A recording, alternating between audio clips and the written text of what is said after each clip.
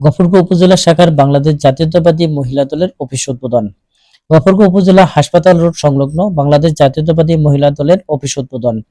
উক্ত উদ্বোধনী অনুষ্ঠানের প্রধান অতিথি বিশিষ্ট শিল্পপতি গফরগাঁও উপজেলা বিএনপির আহ্বায়ক আলহাজ এবি সিদ্দিকুর রহমান, বিশেষ অতিথি গফরগাঁও উপজেলা শাখার বিএনপির যুগ্ম আহ্বায়ক এম আর খায়রুল ইসলাম, উপজেলা বিএনপির যুগ্ম আহ্বায়ক আব্দুল্লাহ আল মামুন, উপজেলা বিএনপির যুগ্ম আহ্বায়ক ফখরুল ইসলাম,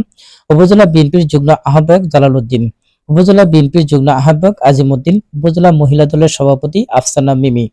উপজেলা পৌর বিএনপির যুগ্ম আহ্বায়ক আল আমিন জনি, পৌর যুব দলের আহ্বায়ক সাইফুল ইসলাম রিপন, পৌর স্বেচ্ছাসেবক দলের আহ্বায়ক মাহমুদুল হাসান ইমন, উপজেলা ছাত্র দলের সাবেক সভাপতি আব্দুর রাজ্জাক, উপজেলা যুব দল নেতা শরীফুল ইসলাম, উপজেলা কৃষক দলের সভাপতি আমিনুল ইসলাম চঞ্চল, উপজেলা তাঁতি দলের সভাপতি রমজান মোল্লা ও উপস্থিত বিএনপির অঙ্গ সংগঠনের বিপুল সংখ্যক সমর্থক বৃন্দ।